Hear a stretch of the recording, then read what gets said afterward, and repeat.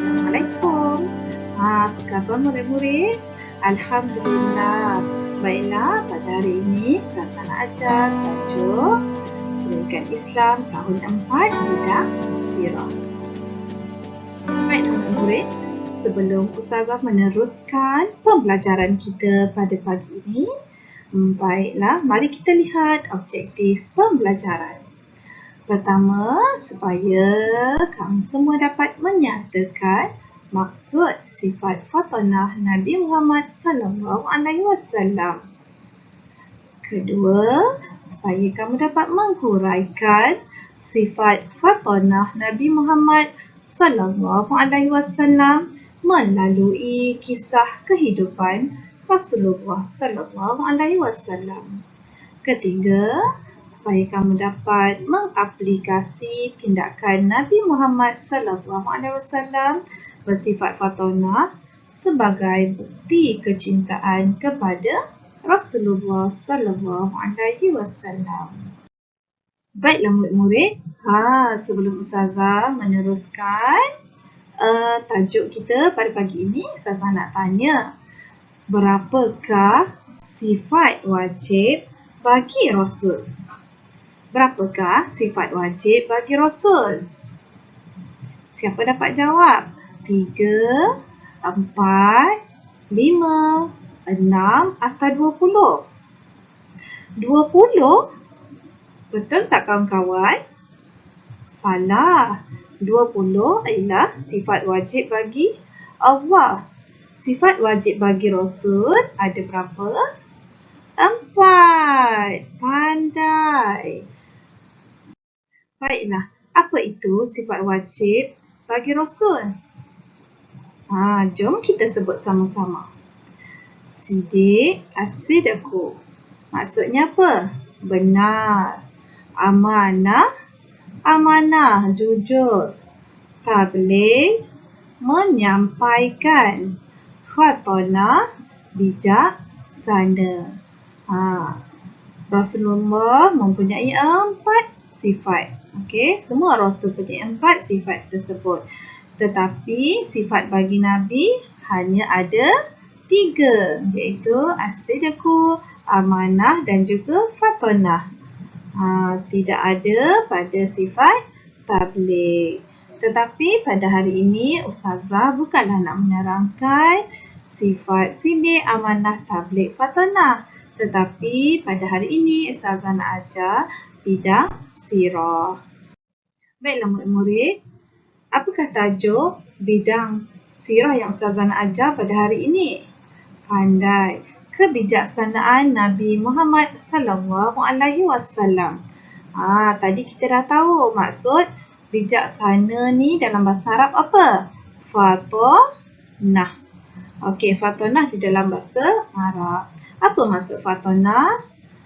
Bijaksana, berakal, budi dan pandai. Bijaksana, berakal, budi dan pandai. Rasa-rasa kamu bijaksana atau tidak? Baiklah murid-murid, mari kita lihat keunggulan sifat kebijaksanaan Rasulullah sallallahu alaihi wasallam. Sifat fatanah Nabi Muhammad sallallahu alaihi wasallam dalam peristiwa apa? Peristiwa peletakan batu Hajarul Aswad. Lagi, strategi berhijrah Nabi Muhammad sallallahu alaihi wasallam. Seterusnya, mempersaudarakan kaum Aus dan Khazraj. Seterusnya, keunggulan Nabi Muhammad SAW, usahawan yang unggul, pandai. Ya murid-murid, nak tahu tak kisah peristiwa peletakan batu Hajarul Aswad? Untuk semasa peristiwa peletakan batu Hajarul Aswad ni, kabilah Arab berebut untuk masing-masing nak meletakkan batu Hajarul Aswad. Tetapi atas kebijaksanaan Rasulullah, maka apa Rasulullah cadangkan? Rasulullah cadangkan agar semua pembesar kabilah Arab ni memegang setiap bucu kain untuk bersama-sama meletakkan batu Hajarul Aswad. Supaya apa? Untuk mengelakkan persengketaan dan permusuhan berlaku. Baiklah, seterusnya mari kita lihat apakah keunggulan kebijaksanaan Rasulullah SAW di dalam strategi berhijrah Nabi Muhammad SAW. Apa berlaku? Rasulullah SAW tidak melalui jalan yang biasa dilalui oleh orang lain, tetapi Rasulullah melalui jalan yang lain dengan bantuan Abdullah bin Uraiqid. Abdullah bin Uraiqid, seorang yang bukan beragama Islam. Ya murid-murid, setelah berhijrah, Nabi Muhammad SAW telah mempersaudarakan kaum Aus dan Khazraj. Supaya apa? Supaya kaum muslimin ini bersatu padu dan digeruni oleh musuh. Pernah dengar tak lagu nasyid 1 Muharram? Suara Ustazah taklah sedap. Okey, jom kita dengar. 1 Muharram detik permulaan perkiraan tahun Islam hijrah, penghijrahan Nabi dan umat Islam dari kota Mekah ke kota Madinah. Lagi, asas keyakinan dan iman yang teguh, kaum muhajirin dan ansar bersatu, rela berkorban harta dan nyawa demi menegakkan Islam tercinta. Suara awak nyanyi lagi sedap lah, suara Ustazah tak sedap pun. Tapi Ustazah nak cakapnya dalam seni kata nasyid ini ada menceritakan tentang mempersaudarakan kaum Aus dan Khazraj. Kaum Aus kaum muhajirin dan Khazraj kaum ansar. Apabila Nabi Muhammad SAW sampai di Madinah, Nabi telah mewujudkan Piagam Madinah yang mengandungi prinsip penting tentang hubungan penduduk Madinah. Ya murid-murid, Rasulullah SAW juga merupakan seorang usahawan yang unggul. Bagaimana keunggulan kebijaksanaan Rasulullah sebagai usahawan yang unggul? Baginda bijak dalam menguruskan perniagaan. Kepunyaan siapa? Perniagaan milik Sayyidatina Khadijah. Kenapa Sayyidatina Khadijah memberi kepada Nabi Muhammad untuk menguruskan perniagaannya?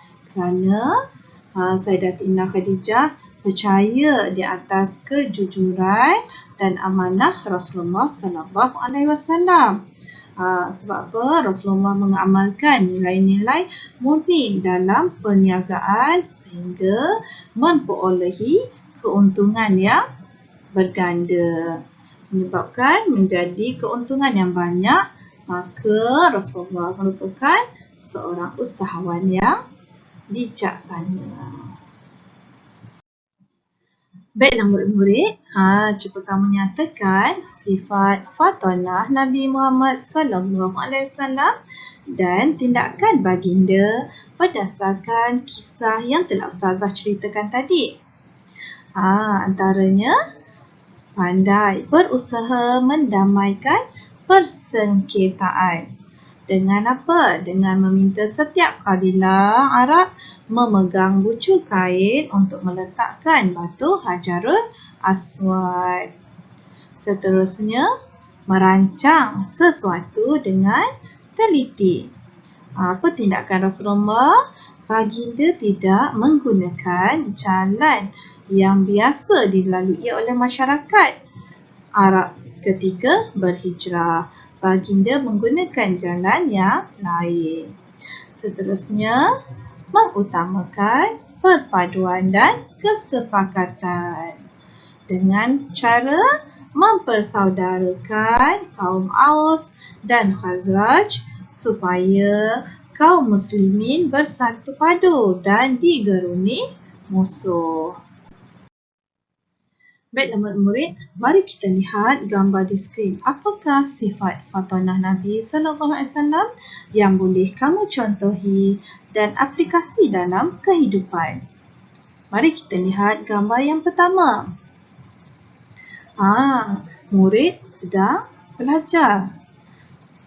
Pandai belajar dengan tekun dan bersungguh-sungguh. Ya murid-murid, sekiranya kamu mencintai Rasulullah SAW, kamu hendaklah mencontohi sifat kebijaksanaan Rasulullah dalam apa? Dalam kehidupan seharian. Contoh, sebagai pelajar, kamu hendaklah belajar bersungguh-sungguh tanpa perlu menunggu arahan daripada ibu bapa dan guru. Barulah nak belajar. Jadi, kalau kita mencintai Rasulullah dengan mencontohi sifat Fatimah Rasulullah, maka kita belajarlah dengan tekun dan bersungguh-sungguh. Seterusnya, lihat suasana bising di dalam kelas. Saza tahu ini selalu berlaku di kelas kamu kan? Apa tindakan yang perlu kamu lakukan? Bagus. Menegur kawan yang membuat bising dengan cara berhemah. Menegur dengan cara berhemah. Sebab apa? Kita hendaklah mematuhi peraturan yang telah dibuat oleh guru. Apabila berada dalam kelas, hendaklah menghormati kawan lain dan tidak perlu membuat bising. Kalau kita cintakan Rasulullah, maka kita ikutlah sifat kebijaksanaan Rasulullah SAW dalam kehidupan harian kita. Seterusnya, kita lihat paip air. Hendak tutup rapat di bilik air. Menitir saja. Maklumlah, terutama PKP, semua duduk di rumah. Tak sedar adik main di bilik air. Air menitis sehingga paip pun loose. Apa perlu kita lakukan? Kalau adik terlupa menutup paip, maka kita tolong tutupkan air paip. Kalau paip bocor, segera beritahu ayah untuk perbetulkan, untuk baiki. Itulah anak yang bijak. Janganlah kita nampak air terbuka, lupa nak tutup. Kita pun tak nak. Sebab bukan kita yang buat, adik yang buat. Itu seorang murid yang tidak bijak. Baiklah, seterusnya. Ada kawan bergaduh. Gelakkan kawan. Yang seorang tengah marah. Nampak? Ini selalu berlaku di sekolah. Mentertawakan kawan. Mengejek kawan. Jika kita seorang pelajar yang bijaksana, berakal budi, seperti maksud Fatimah tadi, maka kita akan meredakan pergaduhan dengan mencari kesepakatan. Okey, janganlah kita menambah lagi api supaya bertambah api kemarahan. Maka kita cari jalan penyelesaian. Baiklah murid-murid, sampai di sini dulu. Jangan lupa tekan butang subscribe. Assalamualaikum.